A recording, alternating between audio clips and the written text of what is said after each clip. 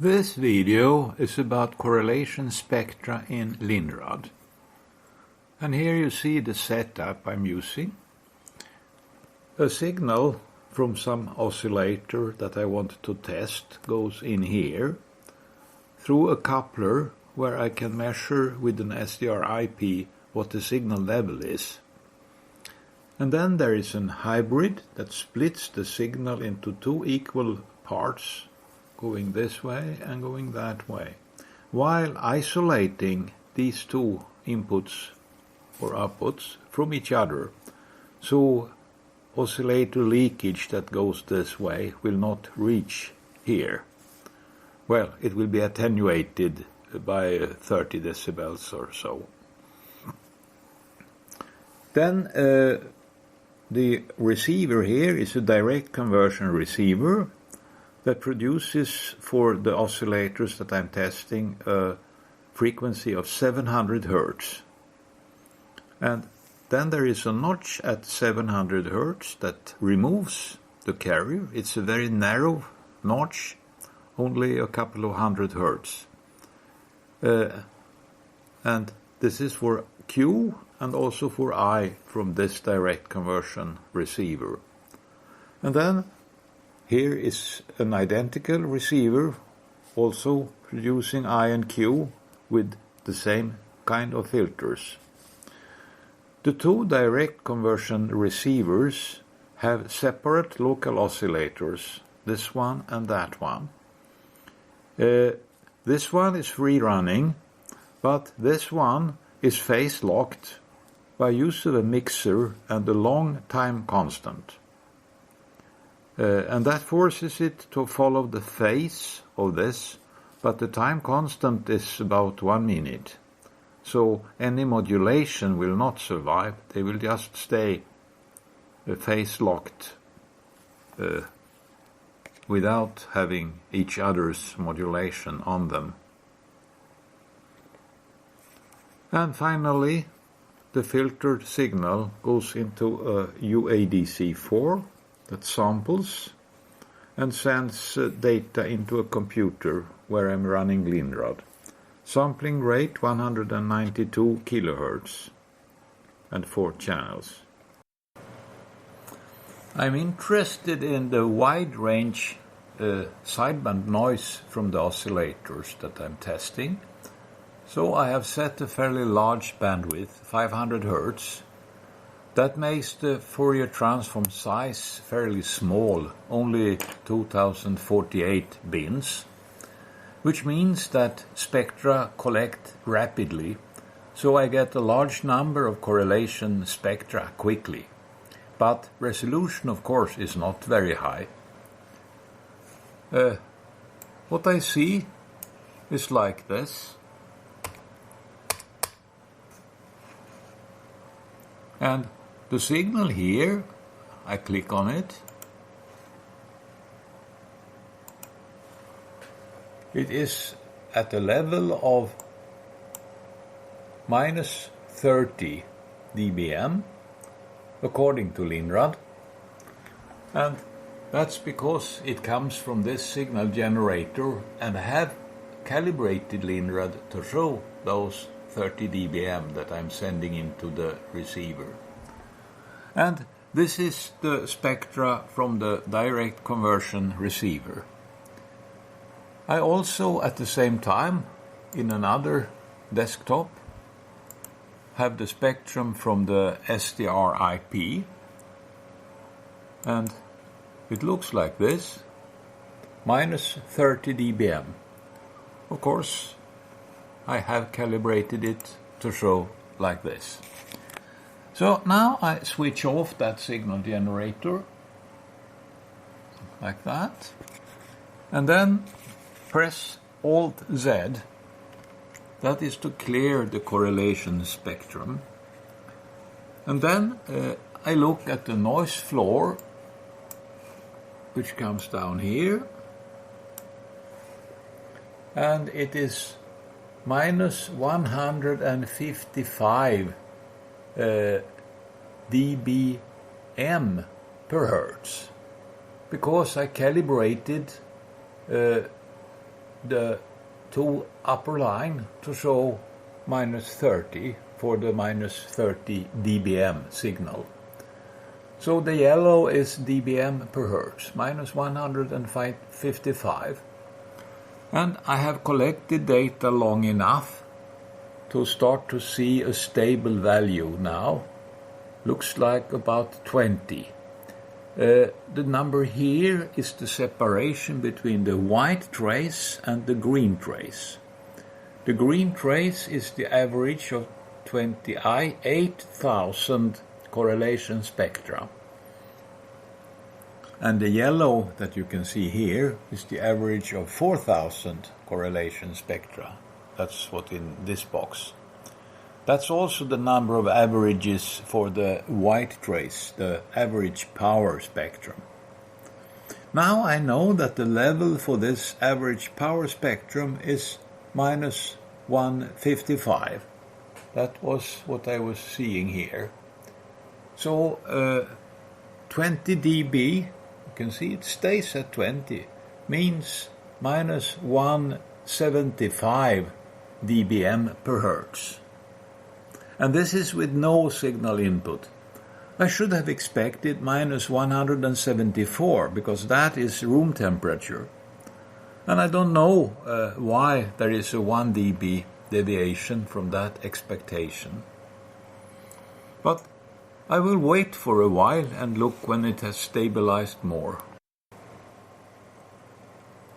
With 400,000 averages, almost 500,000, I see a 21 dB advantage for the correlation, while the theoretical maximum would be 28. The green trace is now not very noisy anymore, because with so many averages, random noise evens out. I expect the noise floor here to show about the same, minus 155, and then plus 20, or rather minus 20 means minus 176. That's a 2 decibels error, and I don't know why. Anyway, I will now connect a signal source, a real signal on 10 megahertz. It's this ultra-low noise oscillator from Wenzel. This is what I see on the SDR IP, and I read the level. It's plus 12.8 dBm.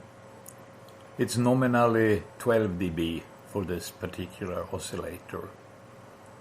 And then I look at Linrad here, and I clear the correlation spectrum. And as you can see, it converges very rapidly because the noise level now is much higher than the noise of the resistor. So, and also it's clear the noise floor is flat, and the level is minus 153.8. Well, that's minus 154. Plus 7 means minus 161 dBm per hertz. But the carrier is plus 12, plus 13. 161 plus 13 is 174 dBc per hertz. I have now connected this oscillator instead through 17 decibels of attenuation, because this gives 17 decibels more power. And here is what I see on the SGR-IP, 13 dBm. And here is Linrad, and I clear the correlation spectrum.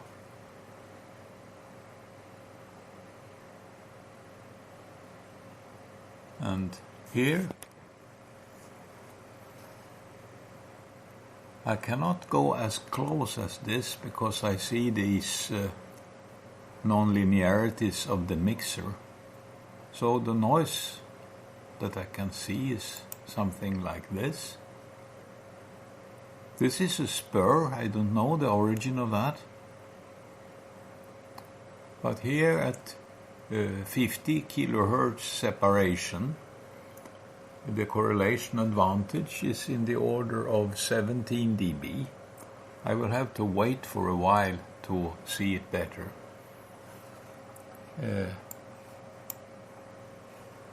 The noise floor is minus 154.5. It's the same as for the other oscillator, roughly, but the correlation advantage is about 10 decibels higher.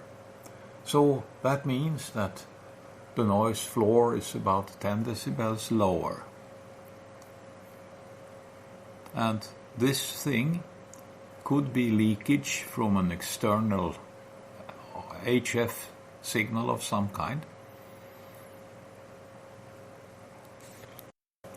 Now, after a couple of minutes, I have a flat spectrum here, and the level of the white is minus 154.9, and then 17.4, that is minus 172.3 or so.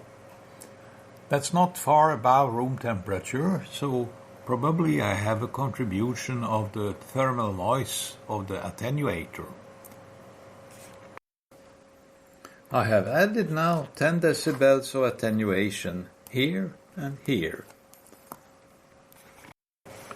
As a consequence, the mixers are far more linear, so I don't see so high overtones of 700 Hz anymore. But I don't see the noise from the oscillator anymore either.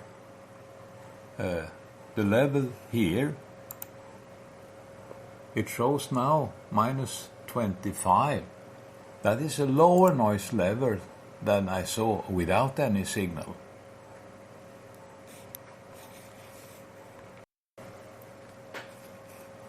But when I read here, I see the same noise level, but actually it is 10 decibel less sensitive because I didn't recalibrate yet.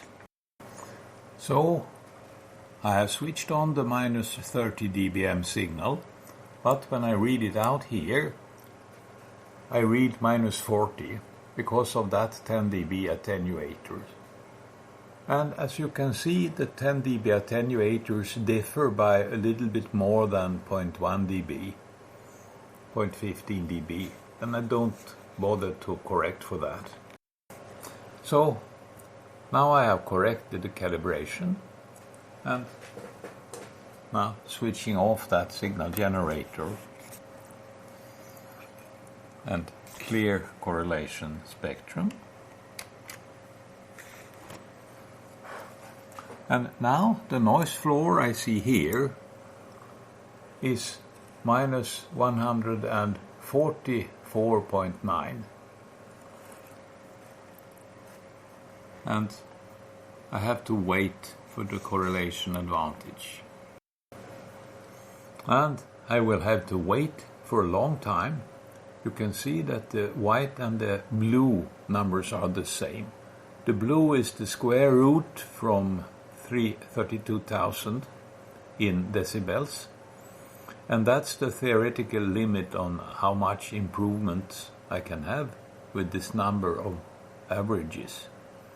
And the correlation advantage is not stable. It goes up and down around the value that I see here. So I do something else for a while. With 16 million averages, the average correlation spectrum has converged we can see some structure in it. I don't know what it is. Could be some RF signals, but that doesn't explain why there is a minimum here. Anyway, at the moment I have set a bandwidth of 3 kilohertz.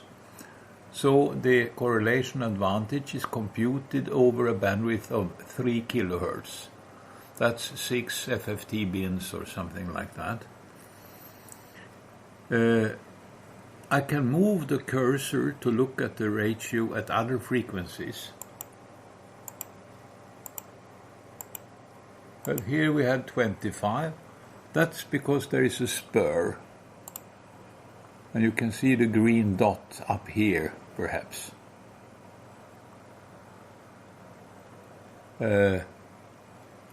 But generally it's about 31 dB or maybe 30.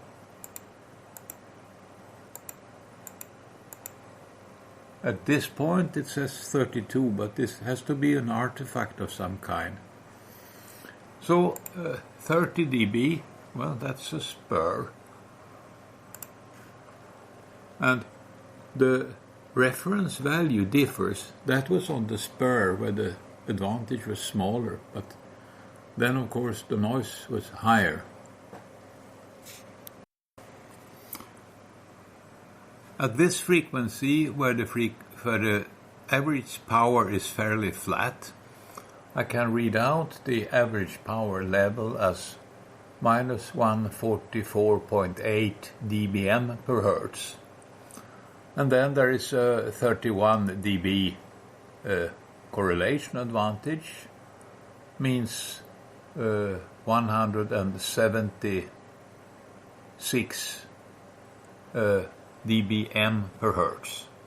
And that's the same that I saw without those attenuators. But I had to wait for quite some more time now. But there is one more limitation that could be involved here.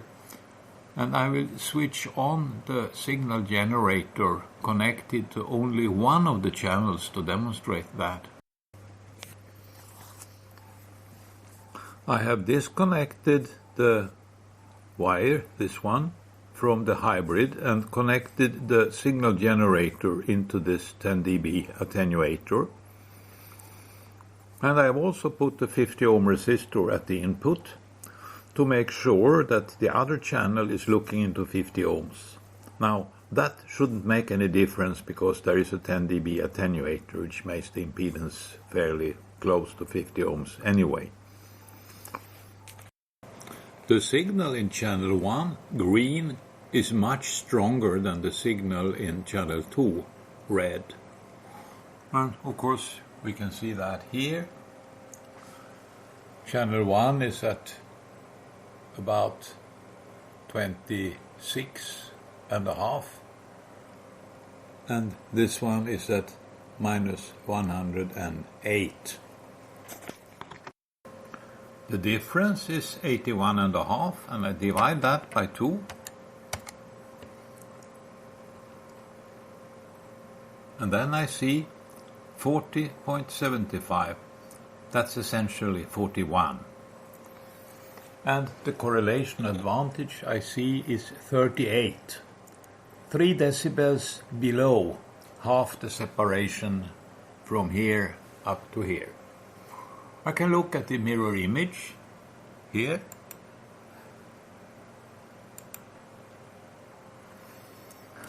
And here the signal is 56 in the channel 1, and it is 112 in channel 2. Half the difference is 28, and correlation advantage is 25. If I clear by Alt-Z like this, you can see it comes back to 25 immediately, because there isn't any noise, or let's say, the noise is very much smaller than the leakage. So correlation comes directly. I have connected the generator to channel 2 instead, and the signal comes, of course, at the same level, 26.5, but the leakage from channel 2 to channel 1 is at minus 104, and half the difference comes out as 38.75, and then I read 35.8, so that's a 3 dB difference also. So this seems to be a rule for the understanding of what this correlation thing is.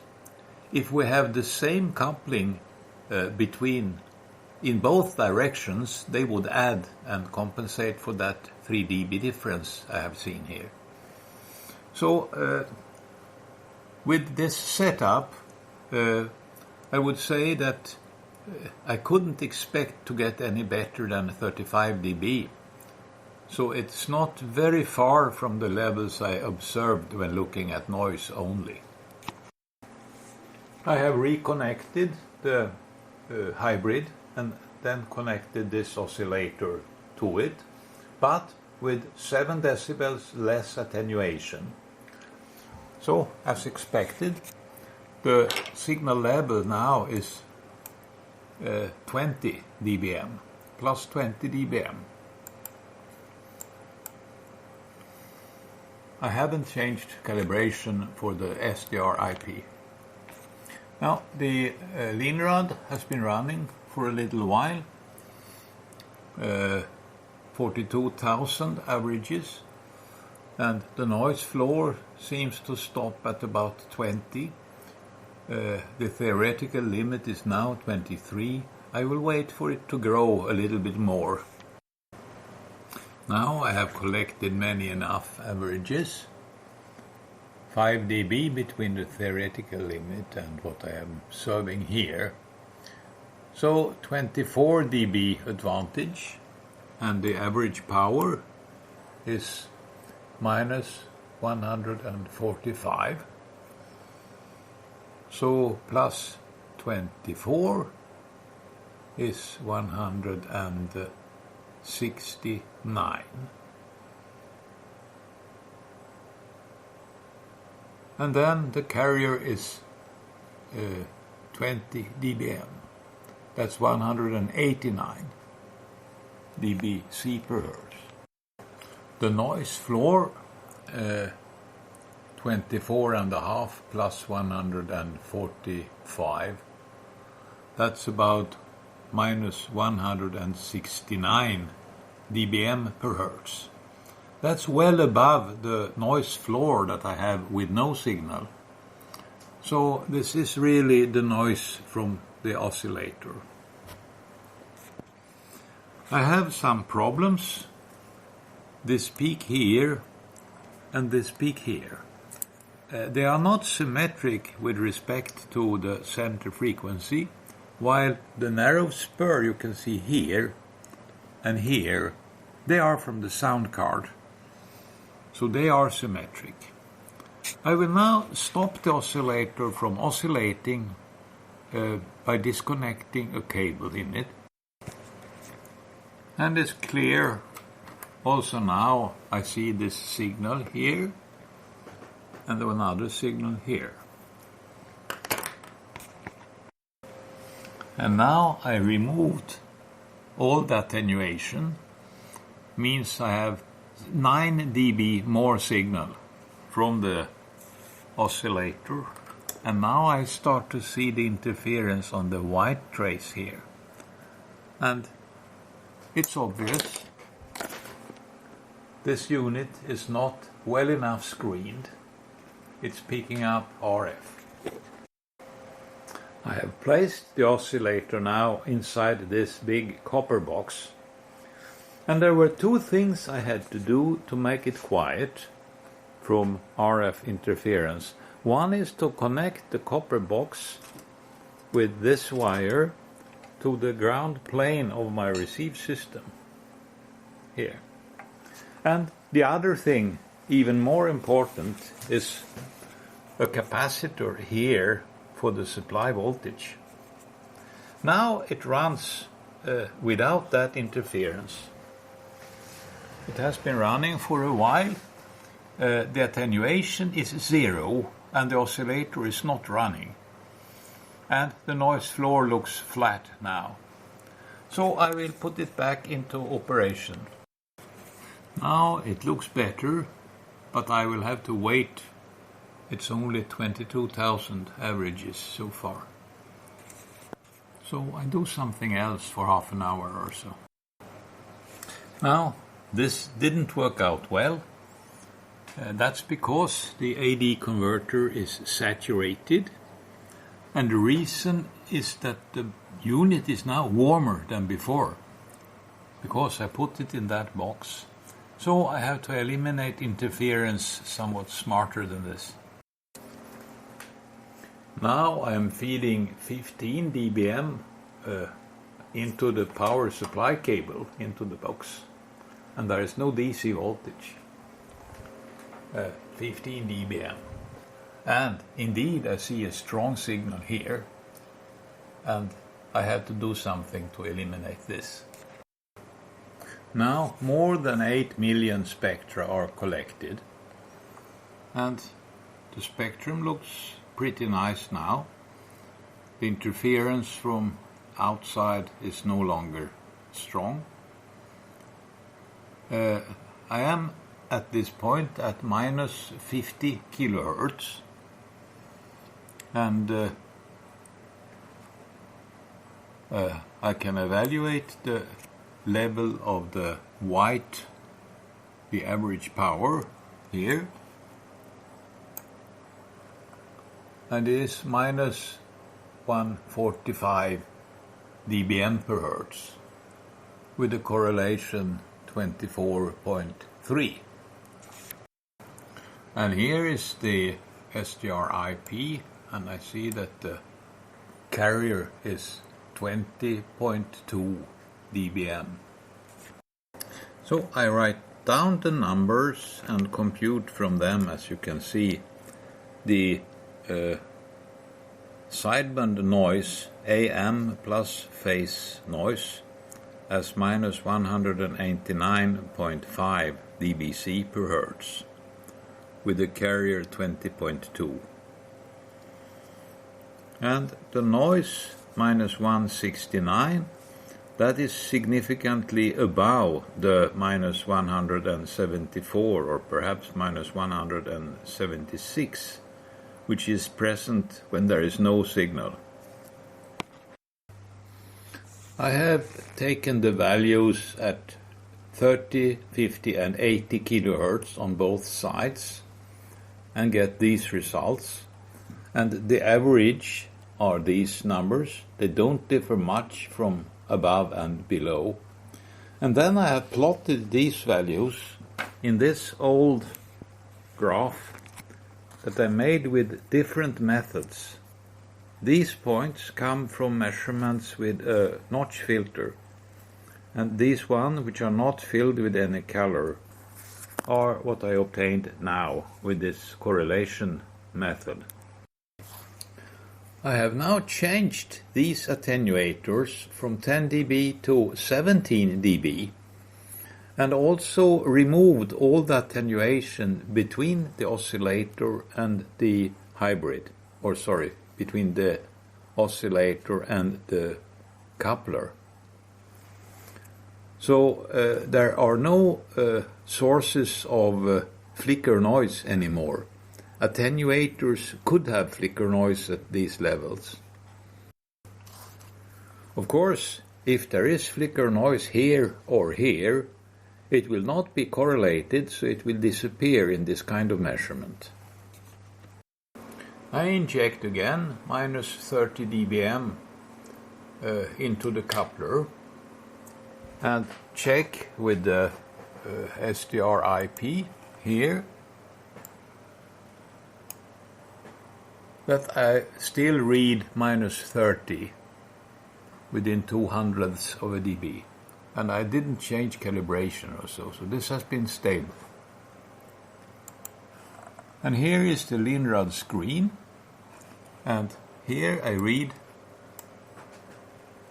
minus 29.98 or minus 30.02. There is a small difference between the channels, but this is perfectly good enough. With no attenuator, the level into the SDR IP is 28 dBm, 27.95.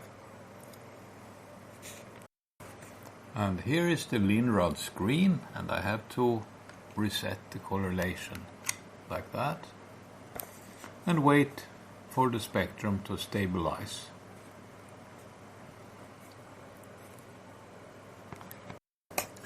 At 80 kilohertz, that's here, the noise is some about 5 decibels higher because of the noise from the sound card, which is fairly noisy at the upper edge. This is because I'm sampling at 192 kilohertz. So it means I have to collect a lot of correlation advantages to stretch all the way from here down to here. I'm just now looking at minus 80 kilohertz, and here I evaluate the average noise, 133.85. Correlation is 29. No, it's 30. But I jump plus minus 1 kilohertz, minus 1 kilohertz, minus 2 kilohertz, sorry, minus 1 kilohertz, minus 2, and back, and plus 1 kilohertz, plus 2 kilohertz. And taking the average of those looks like 30 roughly. So I set this as 30.